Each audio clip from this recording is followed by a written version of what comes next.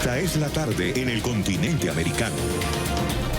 Cuando anochece en Europa y amanece en Asia, así cae la tarde en el continente americano y transcurre la noche y el amanecer en el resto del mundo. La tarde.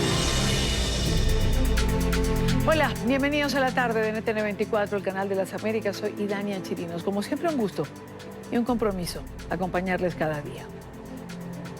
Comenzamos en Colombia, donde Jesús Santrich no llegó a la cita que tenía hoy en la Corte Suprema de Justicia. Santrich debía rendir indagatoria por el presunto delito de narcotráfico. Sus abogados han dicho que desconocen las razones por las que el exguerrillero no se presentó ante la justicia colombiana. NTN 24, en el lugar de la noticia con Florencio Sánchez. Florencio, buena tarde para ti. Buenas tardes, compañeros de la tarde de NTN. Pues esta mañana no llegó a la sala de instrucción de la Corte Suprema de Justicia el exguerrillero Jesús Santrich, tal como estaba citado a indagatoria por los delitos de narcotráfico y concierto para delinquir. Los que sí llegaron sobre las 9:15 de la mañana, 15 minutos después de la citación, fueron sus dos abogados defensores, Eduardo Matías y Gustavo Gallardo. Ellos le dijeron al magistrado Francisco Farfán, quien adelanta esta investigación, que no saben del paradero de Jesús Santrich, que desde hace 15 días tuvieron la última comunicación con él. Sin embargo, dijeron que Jesús Santrich no se presentaba porque no había garantías por parte del Ejecutivo, tampoco de la Procuraduría, ni de la Embajada de Estados Unidos, quien, según ellos, ha insistido en solicitarlo en extradición. Durante la diligencia, la procuradora delegada le solicitó al magistrado de la Corte Suprema de Justicia que ordene la captura de Jesús Santrich con fines de indagatoria. A las 9:15 de la mañana, los dos abogados de Jesús Santrich se presentaron ante la sala de instrucción de la Corte Suprema de Justicia. Los defensores le informaron al magistrado Francisco Farfán que no tenían conocimiento del paradero del exguerrillero de las FARC. Yo creo que la razón es la falta de garantías del Ejecutivo, porque el procurador, del Ministerio de Defensa, de la Embajada que está pidiendo la captura, no dan garantías del Ejecutivo. Las Cortes han dado todas las garantías. Durante la diligencia, la procuradora delegada le solicitó al magistrado ordenar la captura de Santrich. Pues que no se estaba burlando de la justicia, dijo la procuradora, y que no se le han dado todas las garantías y no asistía. Los abogados además alegaron que la Justicia Especial para la Paz es la competente para investigar a la ahora representante a la Cámara por el partido de las FARC. Planteándole que existe un conflicto de jurisdicciones entre la Corte Suprema de Justicia y la Jurisdicción Especial para la Paz. Jesús Santrich es procesado por narcotráfico y concierto para delinquir. En estos momentos, los 5 magistrados de la Sala de Instrucción de la Corte Suprema de Justicia se encuentran reunidos analizando y decidiendo la solicitud de la Procuradora Delegada de ordenar la captura de Jesús Santrich para que venga a rendir indagatoria. Sin embargo, pues hasta el momento no se ha tomado ninguna determinación y se espera que hoy mismo el magistrado Francisco Farfán pues tome alguna determinación, que puede ser de poner una nueva citación a indagatoria, una nueva fecha para que el exguerrillero Jesús Santrich venga aquí a la sala de instrucción de la Corte Suprema de Justicia o dicta orden de captura con fines de indagatoria. Esta es la información aquí desde el Palacio de Justicia. Muy buenas tardes. Gracias, Florencio, gracias por la información. Y como bien lo decía nuestro periodista, el Procurador General de Colombia ha solicitado a la Corte Suprema la captura de Santrich por narcotráfico.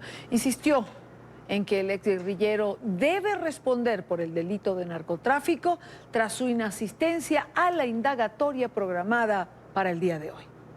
Insistimos en la urgencia, en el requerimiento a la Sala de Inspección de la Corte Suprema de Justicia de la expedición de esa orden de captura.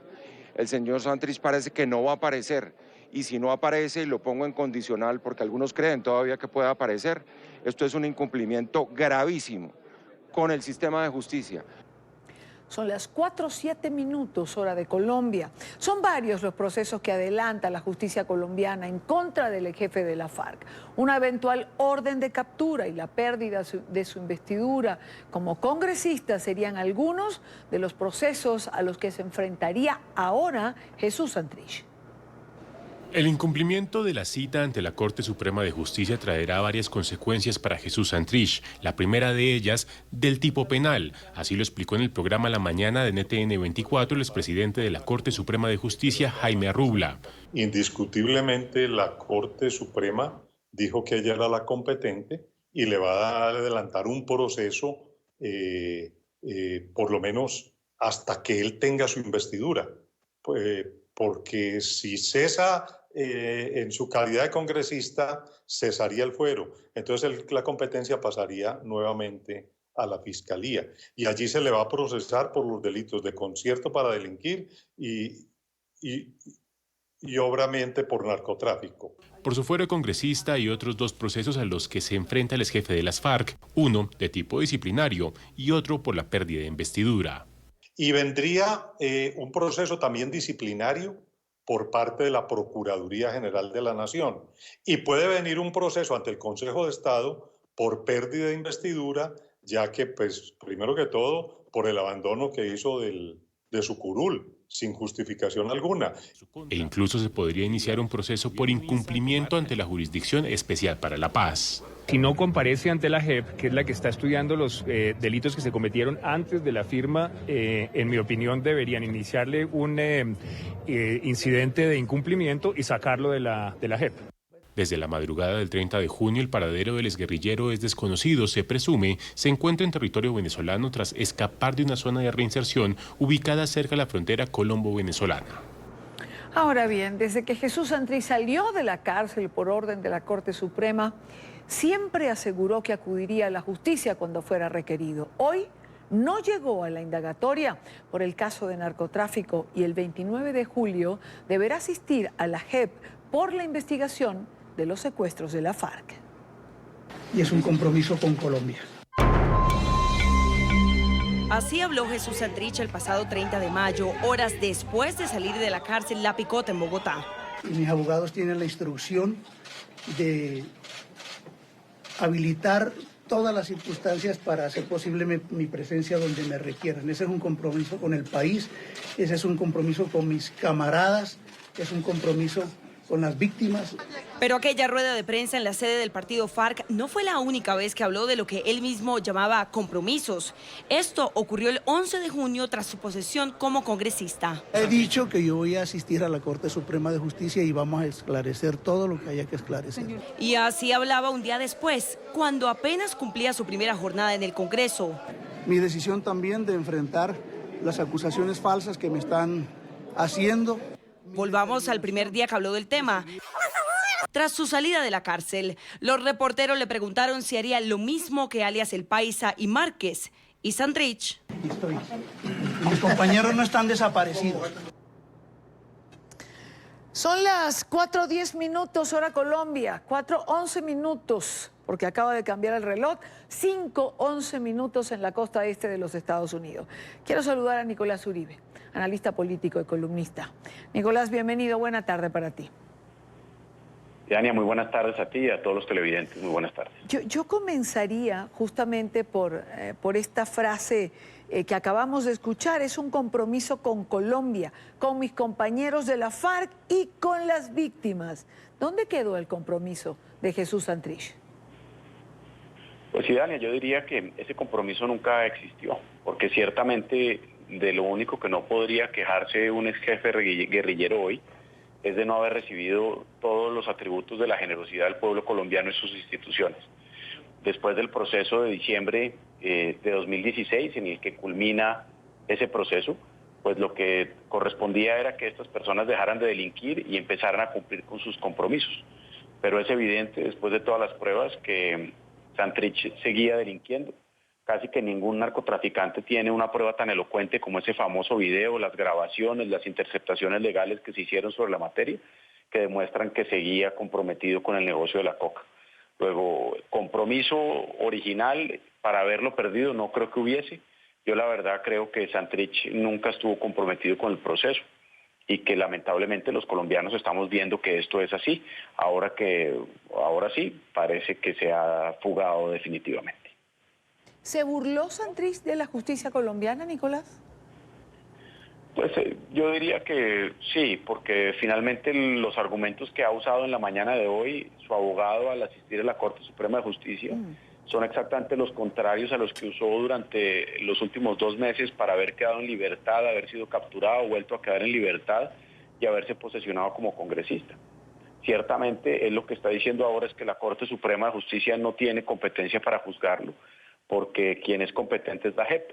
Pero hace apenas unas semanas decía que él era congresista y por esa vía incluso se hizo un incidente para que se le reconociera el fuero como congresista, se posesionó y por esa razón fue que quedó libre después de que la Fiscalía ordenara su captura y terminó el proceso en la Sala de Instrucción de la Corte Suprema de Justicia, quien decidió no expedir un auto de captura en aquel entonces y citarlo indagatoria en el día de hoy, cosa que acaba de incumplir.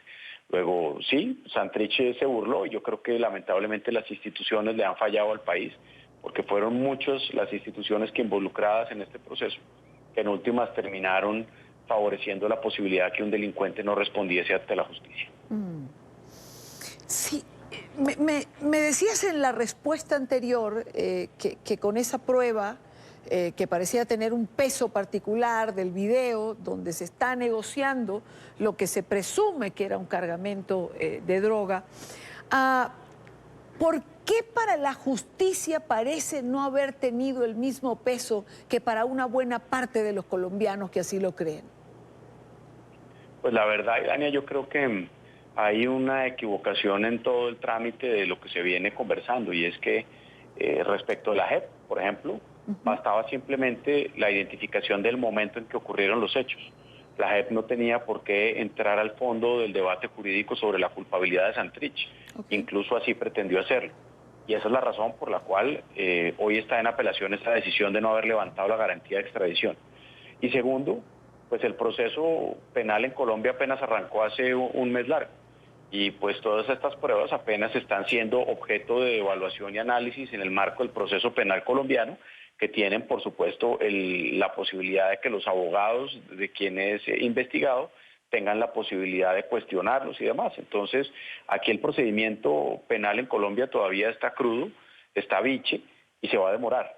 Pero lo que sí está y debe estar muy pronto listo para ser decidido es la apelación en la JEP que levanta la garantía de no extradición. Habría, por supuesto, la solicitud para tal efecto por parte del presidente de la República y estaríamos nuevamente en manos de la Corte Suprema de Justicia, que debería autorizar o no finalmente esa extradición. Lo único malo y lo lamentable es que pues Santrich ya no está. Luego no se puede extraditar a alguien que no está capturado y no se puede garantizar la comparecencia a juicio de alguien que hoy aparentemente está rearmándose en Venezuela bajo la tutela de la dictadura de Maduro y en la compañía de Iván Márquez, el Paisa y demás jefes guerrilleros reinsertados y vueltos a la ilegalidad. Cuando dices, Nicolás, que la justicia le falló a los colombianos, yo pregunto, ¿negligencia, buena fe, falta de voluntad o simplemente darle tiempo a Santrich para que pasara lo que ha pasado? La verdad, yo creo que el proceso, más bien, la paz es un propósito nacional y las instituciones en Colombia se han caracterizado en los últimos años por ir hasta donde sea posible por garantizar que ese proceso tenga éxito. Y a mi juicio han incurrido en una equivocación y es creer que la generosidad, el exceso con los delincuentes significa la salvaguarda del proceso de paz, cuando precisamente es todo lo contrario. Lo que salvaguarda el proceso de paz es las garantías plenas para los que cumplen, pero también la aplicación absoluta con rigor y apego a las normas de aquellas consecuencias que se establecen para quienes incumplen. Luego aquí, ante una cosa que era apenas obvia y que hoy no estamos discutiendo quién es el responsable, sino hubiese pasado de todas maneras, era que Santrich se fuga, hoy ya no está, y lamentablemente hoy no hay quien ni repare, ni responda a las víctimas, ni cumpla una condena. Luego yo creo que la responsabilidad, por supuesto, principal es de Santrich por haberse ido, por haber incumplido, por haberle quedado mal al proceso de paz, pero la responsabilidad de la justicia es traer a los delincuentes a que respondan por sus crímenes. ¿Cómo queda el proceso de paz? ¿Es, como piensan muchos, el gran perdedor? Sin duda. Yo creo que esto le pasa una factura enorme al proceso de paz. Independientemente de que a uno le haya o no gustado el proceso de paz y las condiciones de su implementación. Esto le hace daño a Jurisdicción Especial para la Paz, le hace daño a los demás jefes guerrilleros, le hace daño al partido político de las FARC y nos hace daño a todos los colombianos, Idania, porque finalmente uno podrá estar o no de acuerdo con el proceso de paz, pero lo que es peor, si a uno no le gustare el proceso de paz, es un proceso de paz implementándose con tantas dificultades. Y en materia de justicia, la verdad, lo que yo creo es que aquí hemos tenido de sobra dificultades y eso le trae una ausencia de credibilidad grande al proceso, a la JEP, a las sentencias que provengan de ella. Y pues esto no ayuda ni a sanar los corazones, ni a acabar con la polarización política alrededor de esto. Y por el contrario, sigue promoviendo un ánimo de crispación respecto a las injusticias que estamos viendo. Y es que finalmente Santrich se acogió en un proceso para volarse mientras delinquía a los ojos de todos y básicamente a través de unas garantías extendidas al máximo por nuestras instituciones. Cierro con una pregunta, Nicolás, tomando en cuenta las críticas que desde un sector se hizo siempre al proceso de paz, a las falencias, ¿a lo que comienza mal, termina mal? Pues yo creo que esto hace parte de un diseño equivocado y débil desde el punto de vista institucional.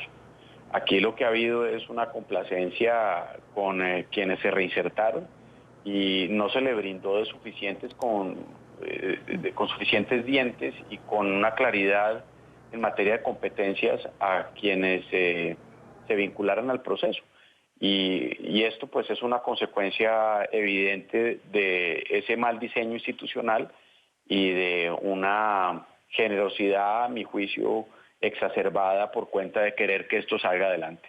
Sin duda, pues esto es parte y consecuencia de un proceso que tiene equivocaciones, como se reconoce por los propios negociadores en algunos apartes que han dicho incluso en sus propios escritos que si hubieran tenido la oportunidad de hacer un diseño institucional en materia de justicia distinto, lo habrían hecho de esa manera. Nicolás Uribe, analista político, columnista, gracias por acompañarnos en la tarde de hoy. Y Dani, muchas gracias. Un saludo a todos los televidentes. Igualmente para ti. Son las 5:20, hora costa este de los Estados Unidos. Revisamos otros temas que hacen parte de la agenda informativa de este día. Es noticia España, donde avanza una nueva ronda de conversaciones del presidente en funciones Pedro Sánchez con líderes políticos para intentar obtener apoyo. Ese apoyo que le permita gobernar. De no hacerlo, deberán ser convocadas nuevas elecciones en Madrid. Marcelo Moncayo, con el reporte. Hola, ¿qué tal? Saludos para ustedes en la tarde, amigos televidentes. De esta mañana aquí en el Congreso de los Diputados fracasó la reunión del presidente en funciones Pedro Sánchez con el líder de Unidas Podemos, Pablo Iglesias. Sánchez por ningún motivo quiere que miembros de Unidas Podemos formen parte del Consejo de Ministros a cambio del apoyo de Pablo Iglesias en la sesión de investidura.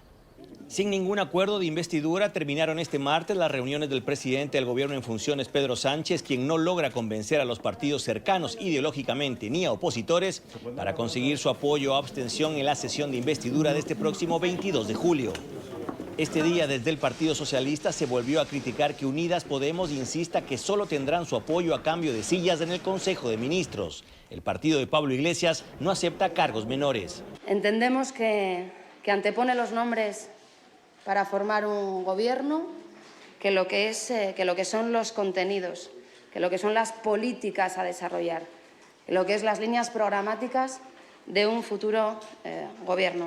Para la oposición, en cambio, todo está dicho. Ellos votarán en contra de Sánchez en la sesión de investidura. Algunos inclusive ya ni siquiera quieren reunirse con él. Sánchez es un candidato propuesto por el rey y tiene que negociar un gobierno. Y lo tiene que hacer con sus socios y lo tiene que hacer ya. porque hace más de 2 meses que está paralizando la formación de gobierno, mareando la perdiz, montando un teatro, haciéndonos perder el tiempo. Hasta ahora todo indica que Pedro Sánchez fracasará en su sesión de investidura. En la primera votación necesitará la mayoría absoluta, es decir, 176 votos para ser electo como presidente del gobierno. De no conseguirlo, habrá una segunda votación 48 horas después. Allí se requieren más votos positivos que negativos, situación que tampoco podría darse. Televidentes de la tarde, lo dicho, si el presidente en funciones Pedro Sánchez no logra ser investido en la sesión del 22 y 23 de julio aquí en el Congreso de los Diputados, la ley le permite volverlo a intentar 2 meses después. Si nuevamente fracasa, tiene que convocar a nuevas elecciones. Este es el informe para la tarde. Marcelo Moncayo, NTN 24, Madrid. Es noticia el presidente de México, Andrés Manuel López Obrador, quien anunció un acuerdo con dirigentes de la Policía Federal que rechazaban su incorporación a la Guardia Nacional. Tras varios días en la mesa de diálogo, el mandatario dio la noticia en una rueda de prensa. Sin embargo, AMLO detalló que hay un grupo de policías que no aceptaron el acuerdo. Recordemos que la pasada semana un gran número de uniformados expresaron su preocupación por los despidos y las reducciones de prestaciones laborales ante la puesta en marcha de esta nueva institución. Agradezco mucho a la gente por su apoyo, por su respaldo, por actuar de manera consciente. Ya se resolvió el asunto. Es noticia una nueva huelga contra la posible reelección de Evo Morales en Bolivia. Se trata de un paro cívico, el cuarto en menos de un año, que se inició a la medianoche en la ciudad de Santa Cruz de la Sierra, epicentro comercial del país. Con movilizaciones y bloqueos en las principales vías, ciudadanos y líderes opositores rechazan la habilitación de Morales y su fórmula vicepresidencial Álvaro García Linera para ser candidatos en las próximas elecciones generales del 20 de octubre. De resultar elegido, Morales iniciará su cuarto mandato consecutivo. Esto habiendo perdido el referéndum de 2016 que le negaba esta posibilidad. Es noticia el ministro de Justicia de Brasil, Sergio Moro, quien se tomará una licencia de 5 días para tratar asuntos particulares. La noticia se da en un momento en el que se ha puesto en duda la imparcialidad del ex magistrado de la causa Lava Jato, que condujo a prisión al expresidente Luis Ignacio Lula da Silva. De acuerdo con asesores del ministro, Moro se tomará una licencia entre el 15 y el 19 de julio y durante ese periodo será sustituido de forma interina por el secretario ejecutivo Luis Pontel al frente de la cartera. Es noticia la muerte del expresidente de Argentina, Fernando de la Rúa, tras una larga convalecencia por enfermedades cardíacas y renales. De la Rúa, de 81 años, gobernó Argentina entre 1999 y 2001 y dejó la presidencia de manera anticipada, en medio de la peor crisis económica que se conoce en la historia de la Argentina. El actual presidente Mauricio Macri decretó 3 días de luto. Informó que los restos del expresidente de la Rúa serán velados en la Cámara de Diputados de Buenos Aires, mientras que Cristina Fernández envió condolencias desde Cuba, donde visita a su hija Florencia. Lamento el fallecimiento del expresidente Fernando de la Rúa. Su trayectoria democrática merece el reconocimiento de todos los argentinos. Acompañamos a su familia en este momento. Nuestras condolencias a familiares y amigos del expresidente Fernando de la Rúa. Es noticia Venezuela, donde el presidente encargado, Juan Guaidó, recibió al enviado de la Unión Europea, Enrique Iglesias. Hablaron en el Palacio Federal Legislativo sobre los contactos en Barbados. Guaidó confirmó que sí hay avances en una negociación para que el régimen deje el poder. Dijo que muestra de ello es que los aliados de Maduro piden una solución a esta crisis. Este es un informe de Oliver Fernández en Caracas. Juan Guaidó confirmó que hay avances para un evento electoral. Las capacidades se han construido y son innegables. Claro que hay avances. Hemos construido las capacidades hoy como venezolanos. O no está hoy en boca de todo el mundo. Incluso, y atención con esto, incluso en boca del presidente de Rusia. al lado del presidente de Italia, hablando de estos elementos. ¿Es un avance o no es un avance? Claro que es un avance. Los que fueron en su momento, o decía el régimen, por cierto, decían ellos, que eran sus aliados, ya están diciendo que hay que buscar una solución a la crisis que Venezuela. El régimen está solo, aislado, está absolutamente arrinconado, incluso dividido. Es evidente la importancia de lograr elecciones libres, pero no se puede confiar en un solo mecanismo. Hay que tenerlos todos activados. Uno, que no podemos cometer el error de ver un mecanismo como una solución. Eso sería caer en una trampa. Tenemos que ver nosotros los venezolanos la calle, el ejercicio de nuestros derechos, la reivindicación, las exigencias como un mecanismo. Tenemos que ver también el ejercicio institucional, parlamentario, de las competencias como presidente encargado como un mecanismo también, porque vivimos en dictadura. Este martes, Enrique Iglesias, enviado especial del Grupo de Contacto, visitó al Parlamento. Se reunió con el presidente encargado y con diputados a la Asamblea Nacional. Dijo sentirse a gusto en el país, tiene un cariño especial por Venezuela y confía en una salida pacífica. Si creen una solución pacífica, política. Siempre, por aquí. El diputado José Gregorio Correa estuvo en la reunión. Dijo que el doctor Iglesias se sorprendió de cómo se han violado los derechos de la Asamblea Nacional. Eso sobre la importancia y su respaldo a la Asamblea Nacional. Una Asamblea Nacional legítima, una Asamblea Nacional que fue electa por 14 millones de venezolanos. El señor Iglesias no entendía cómo es que existe una asamblea en desacato con una figura que no existe. Cómo es que existen diputados, los diputados que tengan tres años, 8 meses sin cobrar, que las leyes que se aprueben aquí sean no sean aprobadas y sean declaradas nulas por el Tribunal Supremo de Justicia, que no hay una colaboración de poderes. Eso es una cosa que el señor Iglesias, cuando se lo planteábamos a solas, no lo podía entender. El Parlamento también discutió el informe de la alta comisionada de la ONU, Michelle Bachelet. El presidente Juan Guaidó respondió a las declaraciones de Nicolás Maduro, quien señaló que el informe estaba influenciado por los Estados Unidos. Y hoy el régimen quiere decir entonces que eso fue un informe que le pusieron a su oficina, a su escritorio para que ella firmara, ¿no es cierto?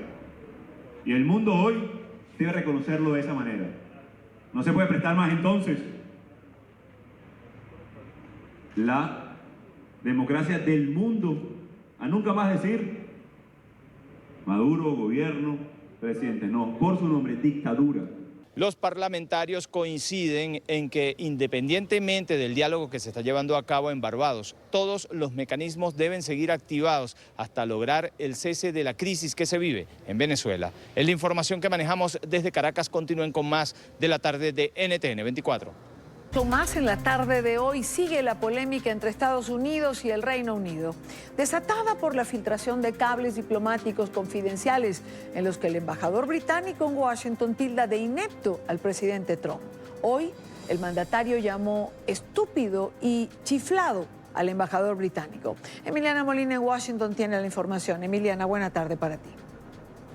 Hola, ¿qué tal? Muy buenas tardes. Pues esta mañana el mandatario estadounidense Donald Trump, en una serie de trinos, le puso más presión al gobierno de Theresa May para que despida al embajador del Reino Unido aquí en Washington, D.C., Kim Darroch.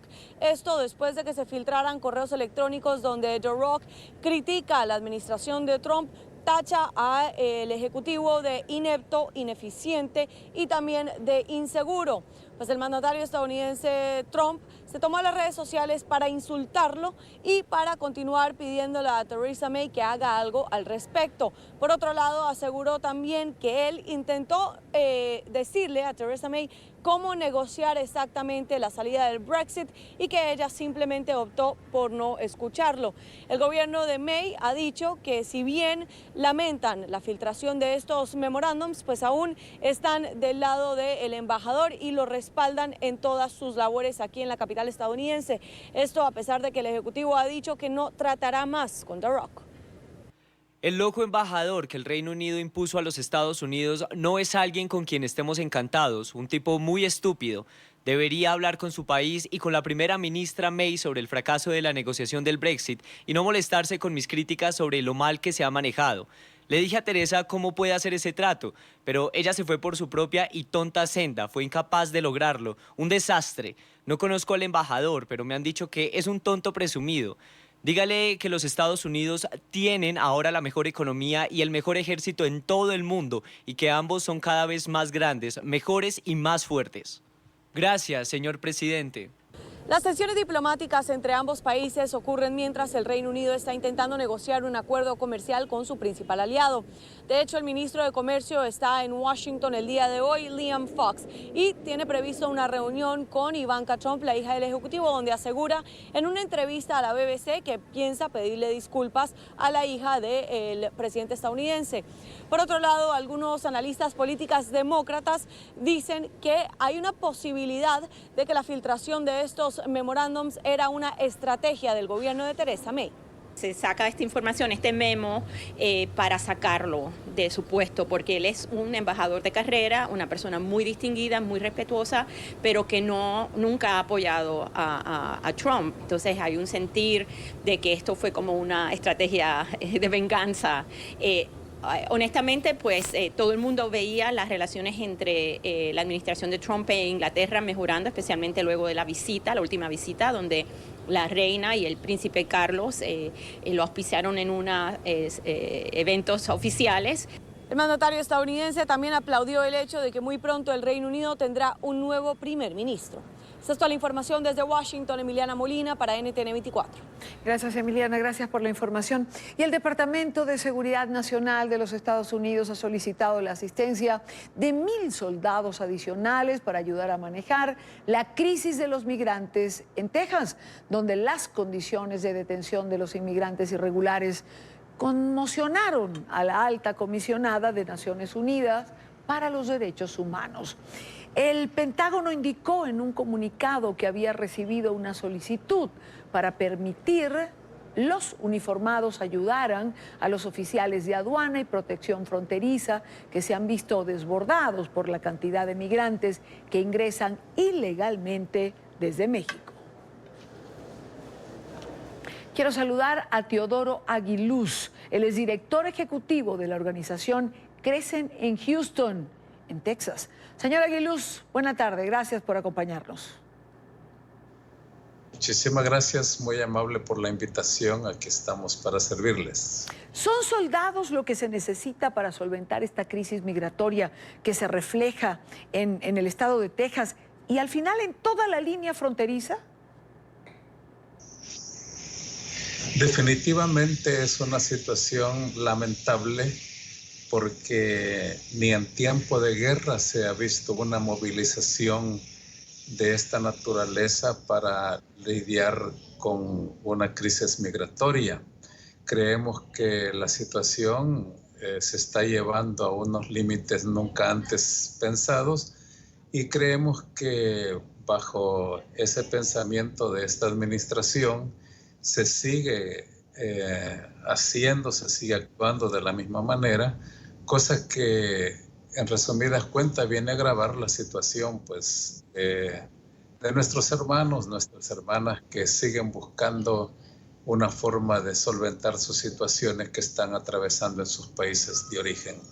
Es lamentable lo que está sucediendo, pero es una realidad y creemos de que ya en otros años que se intentó hacer esto, ya habíamos nosotros expresado nuestro desacuerdo pues, en una situación así, porque claro, no es con la fuerza que se va a mitigar la necesidad de nuestra gente. En el foco del debate han estado las malas condiciones de los albergues. ¿Qué está pasando con estas instalaciones? Bueno, si entendí bien la pregunta, la situación de los albergues donde tienen alojados a las personas que vienen de los países mayormente del Triángulo Norte, que se incluye El Salvador, Guatemala y Honduras, aunque incluyen de otras nacionalidades, pero en una cantidad mínima. La situación es lamentable porque la situación de la crisis que se está viviendo está llevando a las personas hasta la obtención de enfermedades que pues no estaban presentes en ocasiones anteriores, precisamente por ese hacinamiento que se ha dado en los albergues que no dan abasto, y creemos de que es una situación lamentable porque muchas personas han sufrido de enfermedades que nosotros ya se habían considerado que habían desaparecido, pero están resurgiendo debido a esa situación lamentable que se está dando en los albergues. El presidente Trump, señor Aguiluz, señala que sus políticas buscan resolver esta crisis. Sin embargo, hay quien señala que las decisiones de la administración lo que han hecho es empeorar esta situación. Definitivamente, en el caso particular de nuestra organización, creemos de que ha habido pues intenciones bien negativas y bien centralizadas en el hecho de aumentar esa crisis para poder seguir avanzando en su proyecto, en su campaña.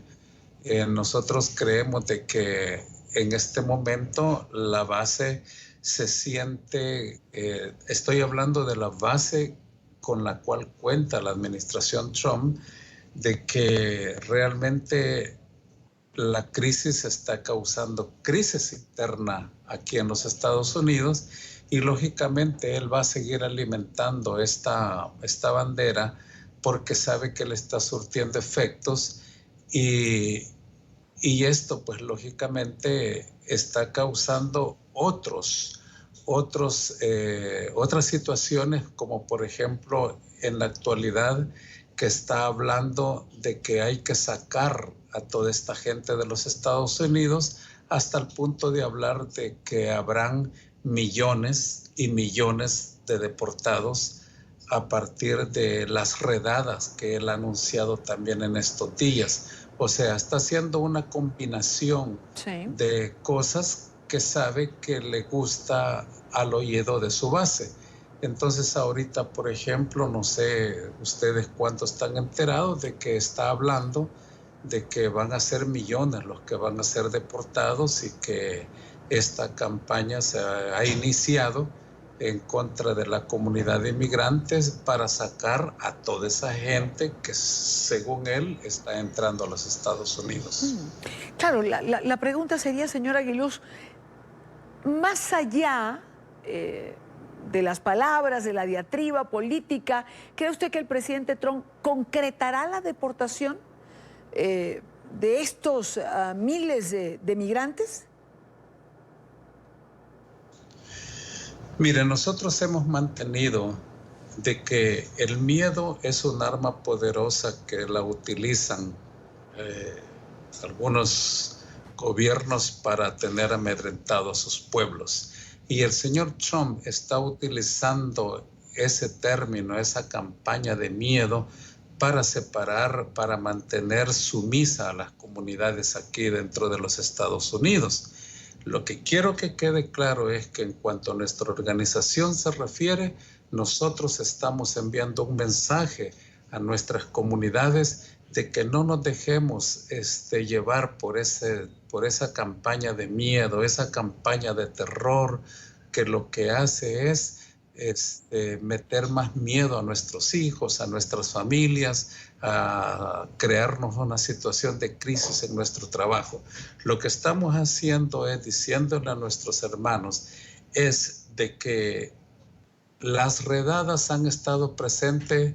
Los que tenemos aquí 10, 20, 30 o 40 años de vivir en los Estados Unidos, las deportaciones han estado presentes siempre, pero ahora se están utilizando de una manera diferente porque sabe el señor Trump que a él está surtiendo efecto. Sin embargo, quiero que sepa de que en cuanto a Texas se refiere, la famosa campaña de deportación, aquí pues se mantiene igual. Sencillamente nuestra gente que no sabe cómo manejar esta situación vive aterrorizada, y lo que estamos haciendo nosotros es decir que no nos hagamos que no nos dejemos llevar por esa campaña de miedo, esa campaña de terror que nos causa situaciones difíciles en nuestras familias, en nuestro trabajo.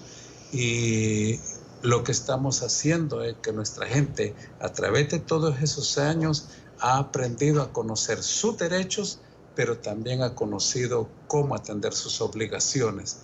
Y si tienen alguna situación diferente, pues que busquen a las organizaciones de su confianza, a los abogados de su confianza en el momento de la necesidad, pero no dejarse aterrorizar más por esa campaña de miedo de esta administración. Quiero agradecer a Teodoro Aguiluz, director ejecutivo de la organización Crecen en Houston. Gracias por estar aquí. Muchísimas gracias a ustedes por la invitación. Son las 5:49 minutos, hora costa este. El multimillonario estadounidense Jeffrey Epstein, quien amasó su fortuna en un fondo de inversiones, fue acusado de explotar sexualmente a decenas de menores de edad, algunas de ellas de tan solo 14 años. El escándalo ya golpea al gobierno estadounidense. La noticia con Alejandro Rincón. Buena tarde, Alejandro. Hola, feliz tarde de martes para todos. Nos conectamos con ustedes desde el exterior de la mansión que la Fiscalía Federal del Distrito Sur de Nueva York describió como el epicentro de una red de tráfico sexual de menores de edad, de niñas tan jóvenes como solo de 14 años. Esta residencia de 7 pisos en un sector lujoso de Manhattan fue allanada el pasado fin de semana por agentes del FBI. Producto de esa operación fue la incautación de material de carácter pornográfico en donde niñas no tenían nada de vestir. Evidencias que ahora hacen parte del nuevo caso emprendido contra el multimillonario Jeffrey Epstein, el dueño de esa edificación, que ahora enfrenta 2 cargos por tráfico sexual de menores de edad, en una investigación que además está conectada con un proceso en contra del mismo personaje y por los mismos hechos que ya había sido cerrada en el año 2008, en ese entonces por quien era el fiscal federal del Distrito de Florida, Alex Acosta, el mismo hombre que hoy es el secretario de Trabajo de los Estados Unidos, hace parte de la administración Trump.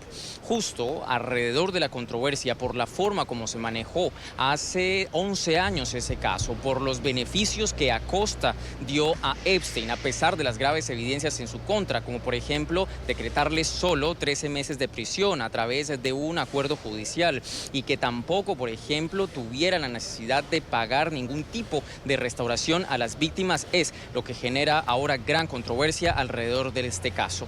El presidente Donald Trump, el jefe de Alex Acosta, defendió hoy en los siguientes términos al integrante de su gabinete.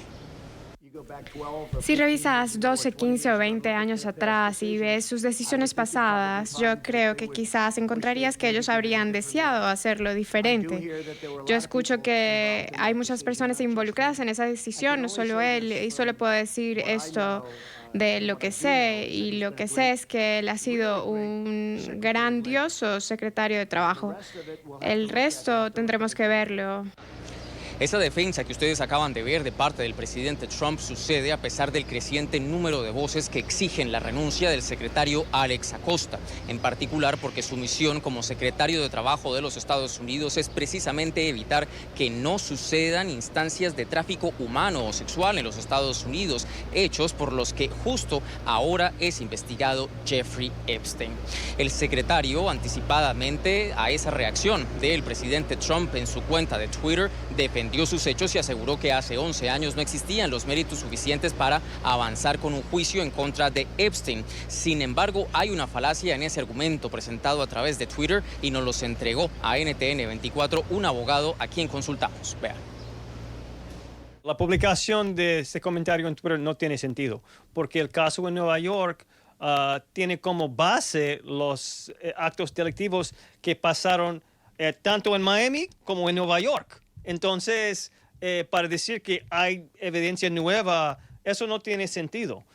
Este caso, entre tanto, sigue siendo materia de una intensa controversia en los Estados Unidos. Por una parte, el FBI insiste en pedir a las posibles víctimas que den un paso al frente y que denuncien. Con una imagen incluso compartida en redes sociales, piden a todas las personas que se consideren haber sido afectadas por el multimillonario, pues que denuncien sus casos. Entre tanto, el escándalo sigue sacudiendo enormemente a las más altas esferas de la sociedad, no solo en la política, sino en otros ámbitos de la vida de los Estados Unidos. Epstein socializó no solo con el presidente Donald Trump, sino con el expresidente demócrata Bill Clinton e incluso con la realeza, con el príncipe Andrés de Inglaterra.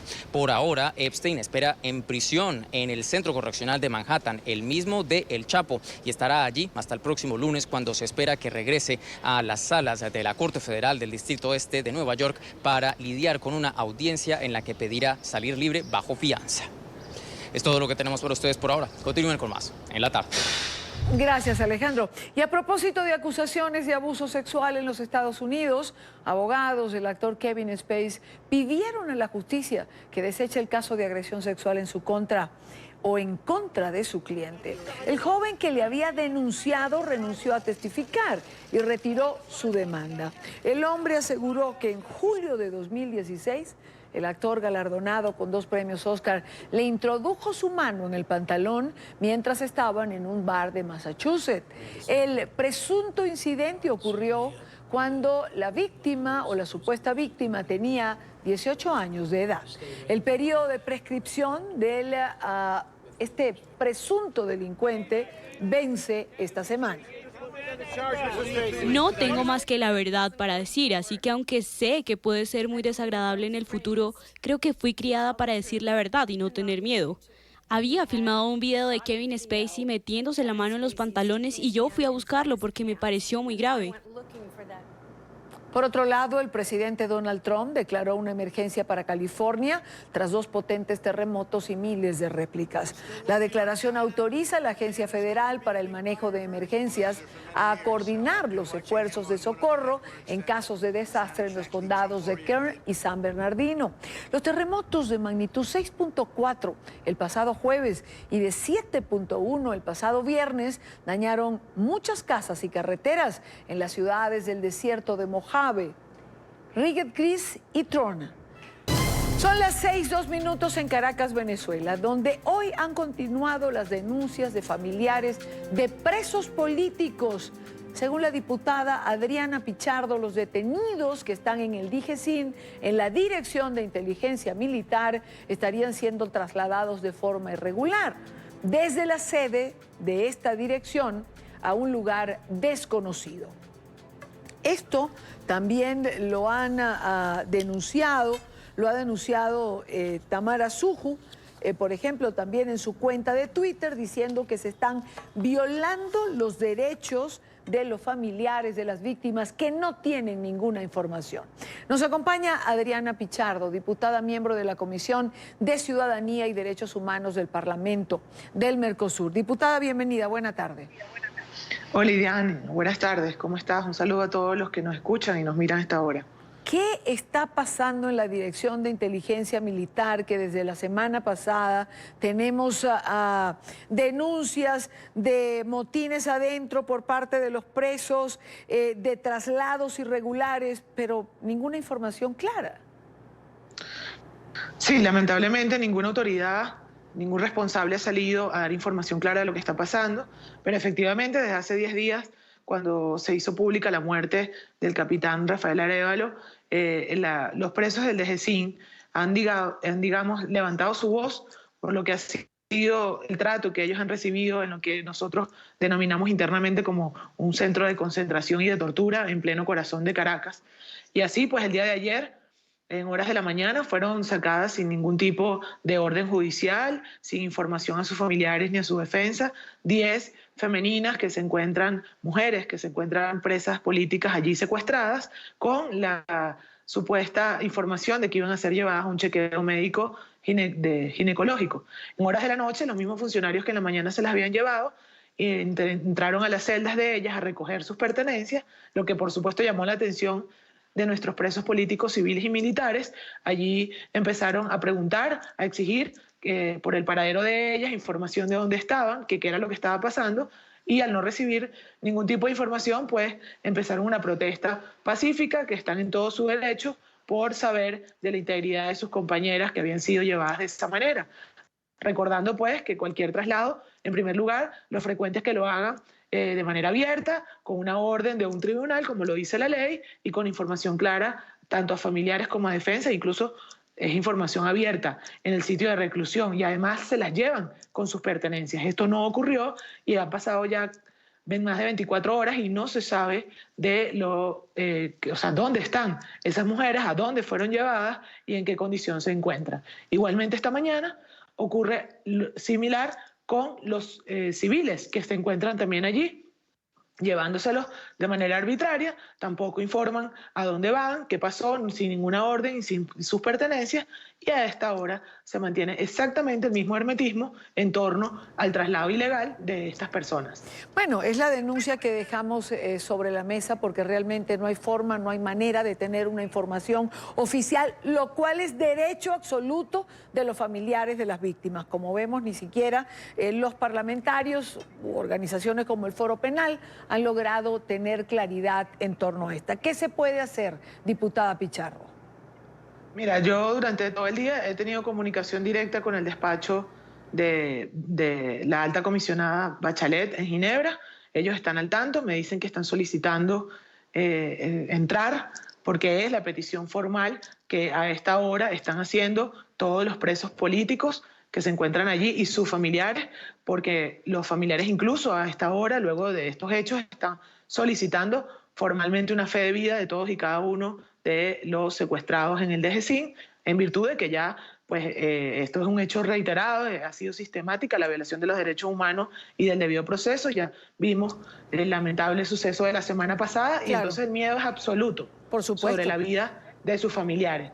Estamos esperando que el régimen les decida darles el permiso a los funcionarios que se encuentran aquí en Caracas de entrar a la sede del DGCIN y chequear y ver con sus propios ojos las condiciones en las que ellos se encuentran. ¿Cuál es la preocupación? Sacan a las mujeres ayer, hoy sacan a los civiles, pareciera que quieran dejar solo militares allá adentro para poder hacer y deshacer lo que ellos quieran sin tener ningún tipo de acceso a justicia y mucho menos de respeto a los derechos humanos. Estamos claros en la situación y en las circunstancias. Diputada Pichardo, gracias por acompañarnos estos minutos. Gracias, Eania. Buena tarde. Son las 6:07 en Caracas, Venezuela. Primera jornada de contacto entre los emisarios del régimen de Venezuela y los representantes del presidente interino Juan Guaidó en la isla de Barbados, en el Caribe. Los acercamientos son facilitados por el gobierno de Noruega. Celia Mendoza, periodista de nuestra cadena aliada La Voz de América, tiene el informe en el lugar de la noticia. Celia, buena tarde. Muy buenas tardes, muchísimas gracias. Así es. Continúa esta martes la segunda jornada de esta tercera reunión entre los miembros del gobierno interino de Juan Guaidó, quienes son los mismos representantes que estuvieron en Oslo durante el último encuentro, y los representantes del gobierno en disputa de Nicolás Maduro. Se ha manejado una agenda completamente secreta por parte del gobierno de Noruega desde su llegada aquí a la isla. La única información que se ha dado a conocer es la emitida por Nicolás Maduro, quien dijo que este lunes se habían reunido por 5 horas y que lo habían hecho de una manera amigable. Sin embargo, la información que está llegando el día de hoy por fuentes cercanas a las negociaciones es que habría tensión en los puntos de negociación y que esto podría llevar a que se estuvieran terminando estas negociaciones este miércoles en la noche y no a finales de esta semana, como inicialmente se había esperado, después de que el gobierno de Noruega entregara este comunicado confirmando que había tercera reunión aquí en Barbados. Los temas fundamentales que se están tocando serían el de las elecciones libres y transparentes con un nuevo Consejo Nacional Electoral, la eliminación de la Asamblea Nacional Constituyente y el regreso del oficialismo a la Asamblea Nacional como ente legítimo de la democracia en Venezuela, así como se estaría hablando acerca del tema económico y en este caso posiblemente el gobierno de Nicolás Maduro está presionando para que se levanten algunas de las sanciones. Esto es algo que ya habían dicho durante la reunión anterior en Oslo, donde los 3 puntos fundamentales de acuerdo al gobierno de Noruega serían el económico, el político y las elecciones, y desde luego se habla de si Nicolás Maduro estaría o no en estas elecciones. La oposición ha sido clara que Maduro no debería estar en estas elecciones y que ellos estarían buscando este proceso que se habla hablado acerca de un año, pero que podrían ser 9 meses para que esto suceda. Pero determinar temprano estas negociaciones mostraría que todavía hay puntos claves donde no hay ningún tipo de consenso y donde ha sido difícil para los negociadores noruegos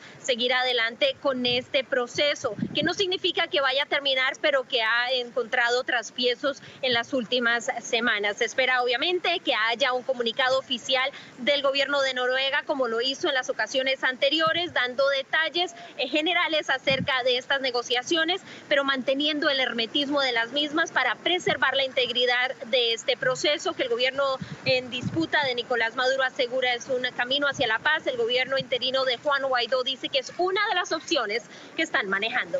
Informó Celia Mendoza de La Voz de América desde la isla de Barbados, en el lugar de la noticia para la tarde en NTN 24. Gracias, Celia, gracias por estar con nosotros. Buena tarde para ti. Continuamos con más. Quiero saludar ahora en nuestros estudios en Washington a Héctor Chamis, profesor en el Centro de Estudios Latinoamericanos de la Universidad de Georgetown. Héctor, bienvenido, buena tarde. Buenas tardes, Idania. Un gusto estar contigo. Igual para nosotros siempre tenerte. Héctor, ¿puede haber una salida cierta en el diálogo en Barbados en esta oportunidad?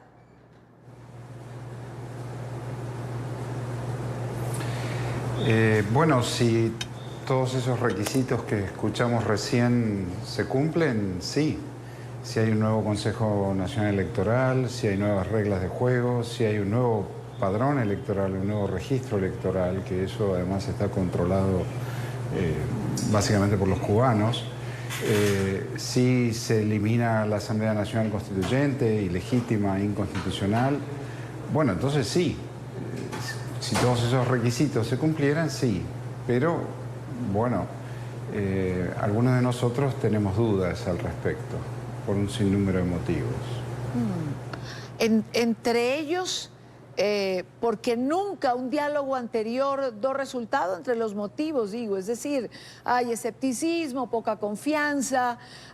Cuando vemos los temas que se están debatiendo, o que están sobre la mesa, uno se pregunta, ¿realmente el régimen va a ceder de esta manera? Esa es la pregunta. Si miramos hacia atrás, efectivamente vemos que cada una de estas instancias, en República Dominicana o donde fuera, ahora en Barbados, antes en Oslo, bueno, Oslo es parte de este nuevo proceso, pero las anteriores instancias de diálogo terminaron mal, terminaron siempre con el régimen de Maduro recompuesto y con mayor margen de maniobra y con la oposición desarticulada. Esa ha sido la experiencia de tantas instancias. Ahora lo que ocurre es que cada uno de estos ejercicios nuevos supone nuevos negociadores también. Ahora está Enrique Iglesias en nombre de Europa, están los noruegos, antes estaba Zapatero, o antes estaba Leonel Fernández y Torrijos y Martín Torrijos, años atrás, tú recuerdas. Entonces cada vez que llega un nuevo negociador, un nuevo representante del régimen o de otros actores, comienzan de nuevo, comienzan de cero, como si antes no hubiera ocurrido nada. Y eso es lo que verdaderamente frustra, pero más allá de frustrar los ánimos, frustra las posibilidades de una transición democrática en el país. Entonces, eso es lo que tendremos que prestar atención. Héctor, ¿tendría que haber una sola mesa? Es decir, ¿tantos frentes abiertos terminan diluyendo el esfuerzo?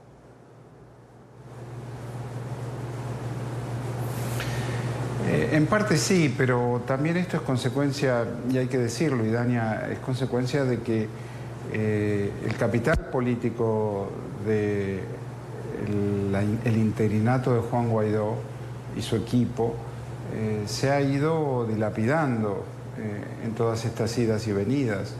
Entonces hoy encontramos un Guaidó debilitado y en última instancia un Maduro que ha recompuesto una parte de su aislamiento internacional. Estaba tremendamente aislado 2 meses atrás y hoy ya no tanto. Hoy ya tiene negociadores importantes sentados a la mesa que, si bien se presentan como mediadores, bueno, auspician una salida que sea del gusto del régimen también, una salida que el régimen pueda acordar. Y eso tendrá que ver con, bueno, elecciones, anunciarán elecciones probablemente. No está claro si el candidato va a ser Maduro o va a ser Héctor Rodríguez o Diosdado Cabello. No está claro el otro punto importante, el Consejo Nacional Electoral. Un dato esencial de esta secuencia que planteó Juan Guaidó al comienzo fue fin de la usurpación, y gobierno de transición y finalmente elecciones libres. Y eso no era un capricho, era, bueno, eso era la certeza que para que las elecciones fueran libres se requería un proceso de reorganización de la institucionalidad, del Consejo Nacional Electoral, de los padrones, de los distritos, de la tecnología que se usa para contar los votos. Bueno, eso demoraba tiempo, eso demora tiempo. Y ahora, bueno, ¿cuándo serán las elecciones y cuáles serán esas reformas? En fin, y todo esto, Idani, además, mientras el cadáver del capitán Acosta continúa en la morgue y su viuda no ha podido recibirlo para darle la sepultura correspondiente. Así es, así es. En un momento político donde, como bien señalas, el cadáver del capitán Acosta permanece secuestrado, cuando vimos escenas como la pasada semana del joven de 16 años que recibió 52 impactos de perdigones en su cara. De todos modos, el diario El Mundo de España publicaba hoy que el régimen habría aceptado realizar elecciones en 9 meses.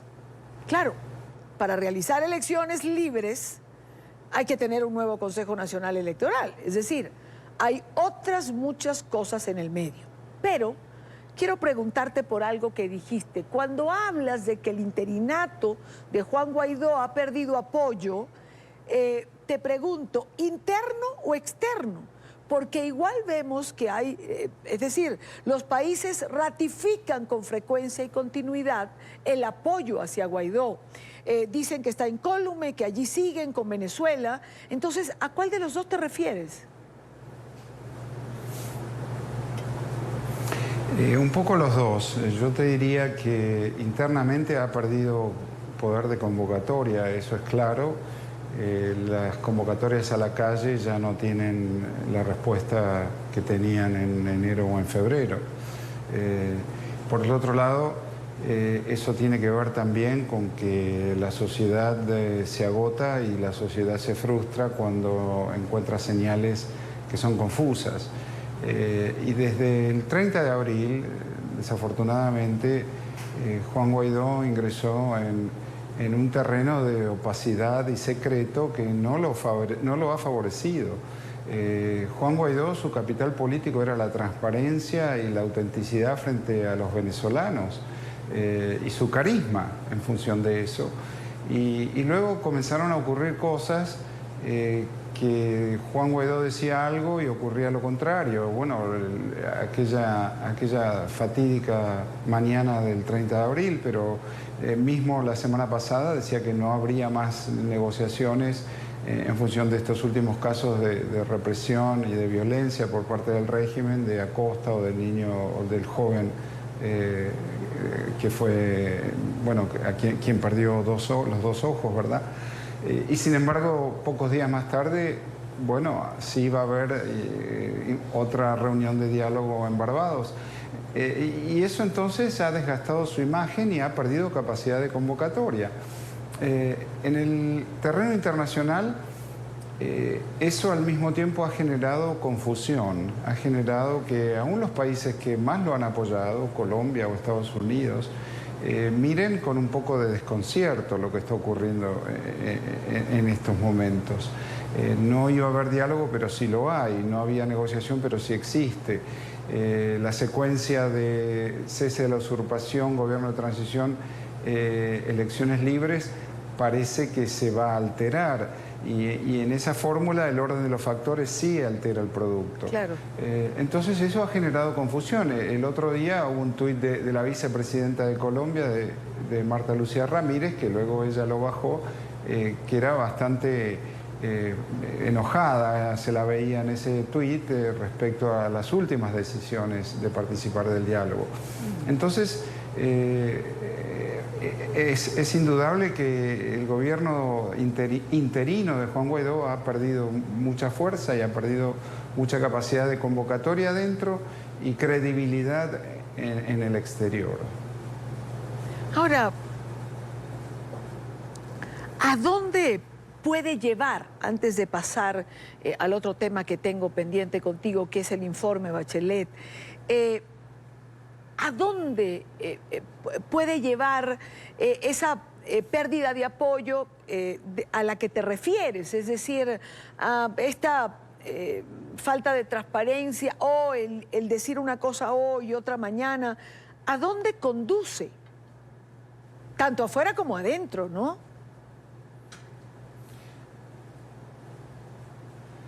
Bueno, conduce a un debilitamiento que, por el otro lado, siempre ha sido la estrategia de Maduro de debilitar a la oposición, primero tratando de soportar los periodos de movilización muy fuerte, siempre ha sido neutralizar esa oposición en una mesa de diálogo, ya sea con el Vaticano, con República Dominicana, con quien fuera, y eso se repite y hemos visto cómo liderazgos anteriores han caído, han sufrido un desgaste muy profundo con esta estrategia que le propuso siempre el régimen, el de Capriles o el de Henry Ramos Alup o el de Chugo Torrealba en algún otro momento.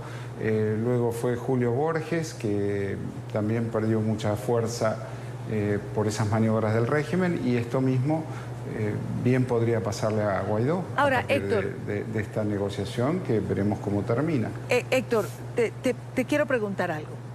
Si no hay negociación, ¿qué hay? Ayer hablaba con Michael Shifter de Diálogo Interamericano y él decía, no hay otra salida que no sea una negociación. ¿Qué otra negociación hay si no, o qué otra salida hay si no hay negociación?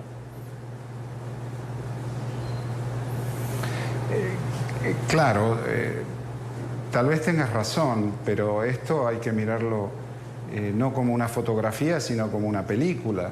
Claro. Y entender cómo se llegó hasta aquí. ¿Y a partir de qué? A partir de decisiones mal pensadas y peor ejecutadas. Del 30 de abril o lo que ha sucedido el mismo 23 de febrero en Cúcuta, una absoluta expresión de deseos que en aquel momento, te acordarás, Idania, ya pensábamos que Maduro se iba al día siguiente desde Cúcuta, ¿no? Y no ocurrió así. Y entonces hay una serie de malas decisiones que nos llevan a esta instancia en donde, claro, ahora probablemente no haya otra opción porque el gobierno de Juan Guaidó está muy débil. Y ni siquiera tiene lo que tenía hace 2 meses atrás, que era enorme credibilidad internacional, que la tiene todavía, pero con mucho desconcierto, claro, y capacidad de convocatoria y movilización en la sociedad venezolana, y hoy ya no tiene eso tampoco. Entonces, claro, decir no hay otra salida, como dice Michael Shifter, sí, pero entendamos cómo se llega hasta aquí, ¿no? Claro. Que no hay otra salida hoy. Claro. Y ha sido una sucesión de malas ideas. Ahora, Héctor, hablemos de Michelle Bachelet y de su informe. Y me gustaría comenzar con una impresión general o críticas puntuales que has venido haciendo en tus redes sociales.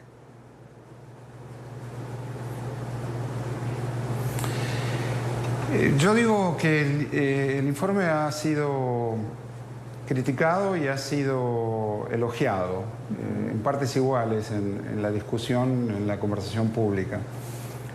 Yo quiero decir algunos puntos. Primero que nada, este es un informe político, porque estos informes siempre son políticos.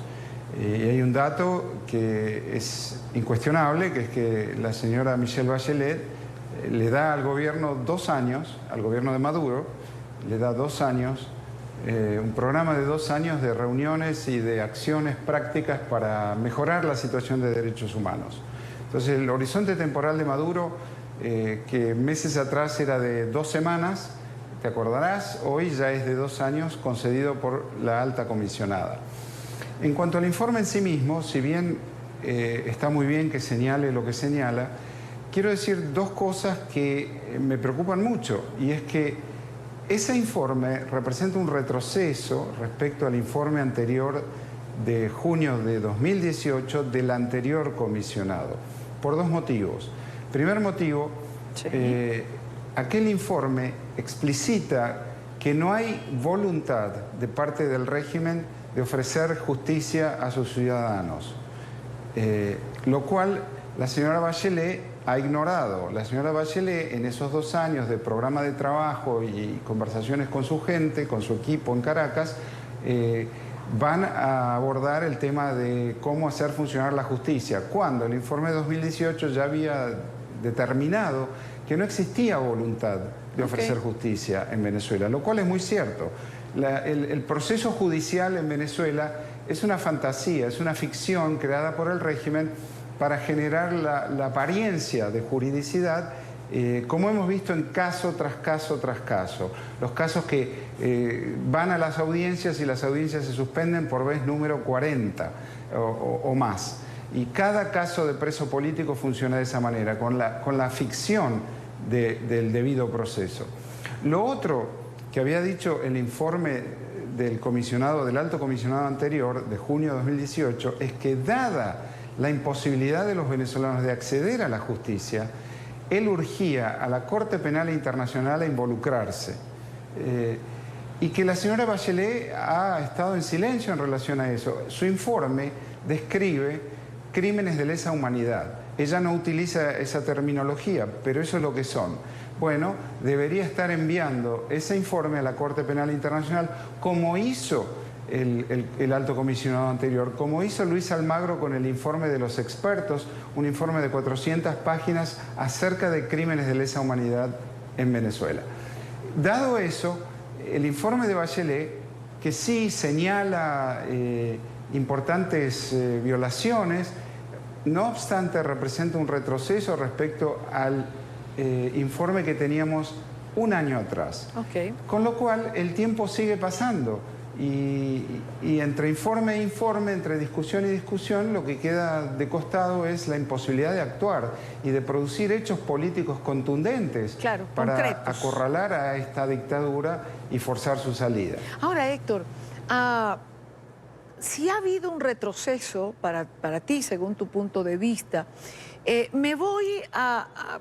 tuve la oportunidad de entrevistar digamos, a una serie de organizaciones no gubernamentales de dentro y de afuera. El Foro Penal en Venezuela, Amnistía Internacional, Human Rights Watch, y todos realzan la importancia del informe. Pero Julio Borges, si nos vamos al plano político, daba declaraciones hoy en relación a la contundencia de este informe y decía que la comunidad internacional no podía dejarlo pasar por alto. Claro, también yo me preguntaba, ¿y qué hace la comunidad internacional con el informe?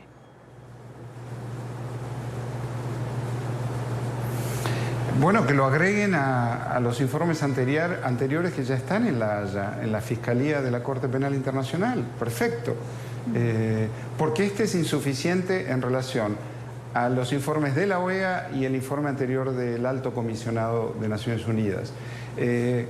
Luisa Ortega hizo eso. La ex fiscal de Venezuela anunció en un tuit, lo vi esta mañana, que ella misma envió el informe de Bachelet a la Corte Penal Internacional, porque ella misma ya había realizado denuncias anteriores a su vez. Hay 6 países de las Américas que denunciaron al régimen ante la Corte Penal Internacional con aquellos 2 informes de la OEA y del Alto Comisionado anterior. Que lo agreguen y que fuercen también a la Fiscalía de la Corte Penal a intervenir, a actuar y a proceder con una investigación como corresponde. Quiero concluir con una pregunta el tiempo, que finalmente está en todo tu análisis de hoy, ese tiempo que pasa y pasa y pasa sin que nada ocurra, finalmente juega a favor de Maduro, sigue jugando a favor de Nicolás Maduro.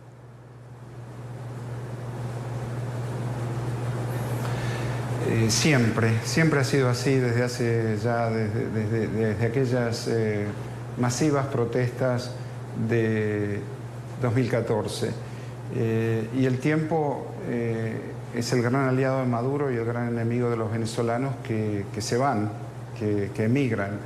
Estos 2 años de conversaciones que Bachelet le concede a Maduro, se están yendo 5.000 venezolanos por día, ¿verdad? Ya son 4 millones. Hagamos la cuenta, 2 años, 5.000 por día, ¿a cuánto llegará ese número que hoy es 4 millones? Al doble, precisamente. Y entonces, otro dato importante, en las conversaciones, dado el éxodo venezolano, acerca de nuevas elecciones también deberán incluir si los venezolanos en el exterior podrán votar o no. Y no puedo imaginar que el régimen acepte que los venezolanos en el exterior puedan votar en una eventual elección. Así es. Héctor Chamiz, gracias por acompañarnos como siempre. De Amnistía Internacional por el deterioro de la justicia en Guatemala. La ONG ha advertido de un grave retroceso en la lucha contra la impunidad ante los ataques del presidente Morales contra la Comisión Internacional contra la Impunidad en Guatemala. Según Amnistía, la administración de Morales ha buscado socavar los esfuerzos importantes en materia de justicia y obstaculizar sistemáticamente el trabajo de organizaciones como la CICIG. Quiero saludar a esta hora a Adeline No, investigadora para Centroamérica de Amnistía Internacional. Bienvenida, gracias por acompañarnos. Buenas tardes, Eliana, muchas gracias por la invitación.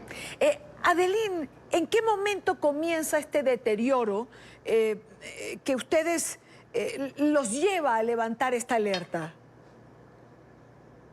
¿En qué año? Llevamos al menos 2 años observando una serie de retrocesos graves para la justicia y los derechos humanos en Guatemala a partir del 2017. La CICIG juega un papel importante en la Comisión Internacional contra la Impunidad en Guatemala. Es decir, cuando se llega a la decisión del gobierno de expulsar a la CICIG de Guatemala, ¿esto marca quizás ese deterioro marcado en la justicia? Es uno de los mayores retrocesos, efectivamente. Ese mismo año hemos visto cómo en el Congreso empezaron a moverse leyes claramente regresivas para los derechos humanos, ¿no? Para promover la impunidad en casos de graves violaciones de derechos humanos del conflicto, pero efectivamente la primera decisión del gobierno de Jimmy Morales de declarar non grato, ¿no?, al comisionado de la CICIG, Iván Velázquez, sí es uno de los mayores ataques y ha sido seguido 1 año después por la prohibición de entrar al país del comisionado y luego de la expulsión de otros funcionarios. ¿A qué leyes se refieren cuando mencionan estas leyes que garantizan de alguna manera la impunidad, que salen del Congreso? ¿Podemos mencionar alguna? El Congreso de Guatemala tiene varias leyes que han sido consideradas regresivas para los derechos humanos y para la justicia. Una de ellas es la iniciativa de ley 5377, que de aprobarse llevaría a dar como una amnistía a los perpetradores de las violaciones de derechos humanos y crímenes como tortura, como desapariciones, que han ocurrido durante el conflicto armado e implicarían su liberación inmediata en 24 horas, lo cual también es un gran riesgo para todas las personas, las víctimas, los fiscales, los abogados que han participado en esos procesos históricos en Guatemala. Y también otra ley, que es la ley de ONG, la 5257, que llevaría a más criminalización, más persecución penal contra las personas defensoras de derechos humanos, es decir, un retroceso grave en la libertad de expresión, en la libertad de asociación y en el derecho de las personas de defender los derechos humanos. Adeline, ¿estamos a tiempo de revertir esta tendencia de deterioro en relación a la justicia en Guatemala o también de pasar a la historia el gobierno de Jimmy Morales como el que realmente trabó ese proceso de recuperación de la justicia que tanto le costó a Guatemala? Estamos a tiempo. Esta es la última oportunidad del título de nuestro informe. Las autoridades, las más altas autoridades en Guatemala, han dicho que están comprometidas, ¿no?, con continuar la lucha contra la impunidad. En este informe que publicamos hoy, estamos marcando una ruta desde el respeto a los derechos humanos, desde consolidar esos enormes avances para la lucha contra la impunidad en Guatemala, tanto en los casos de la CICIG, casos de corrupción que más por ese lado se han conocido, como en los casos del conflicto armado que han llegado después de décadas ante la justicia. Estamos a tiempo si se empieza desde ya. Estamos invitando al gobierno a valorar una extensión de la CICIG y si no, a crear un mecanismo para dar continuidad, para fortalecer las capacidades de investigación y sobre todo garantizar que los casos no queden en la impunidad. Adeline, investigador para Centroamérica de Amnistía Internacional, gracias por acompañarnos estos minutos. Muchas gracias, hasta luego.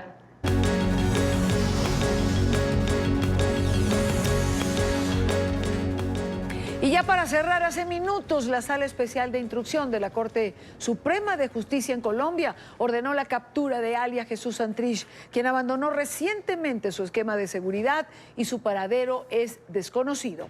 El exguerrillero no llegó a la cita que tenía hoy en la Corte Suprema de Justicia, como decíamos al comienzo del programa. Debía rendir indagatoria por el presunto delito de narcotráfico cometido después de la firma del acuerdo de paz. Este es el comunicado oficial que señala, resolvió dictar orden de captura con fines de indagatoria en su contra por los delitos de concierto para delinquir agravado, fabricación, tráfico o porte de estupefacientes, la cual será nacionalizada y remitida a la Oficina Central de Interpol para activar el trámite de publicación de notificación roja.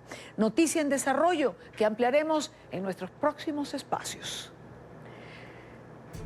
Con esto llegamos al final de la tarde de hoy. Recuerde seguir nuestras cuentas en Twitter, también en Instagram, son plataformas para encontrarnos.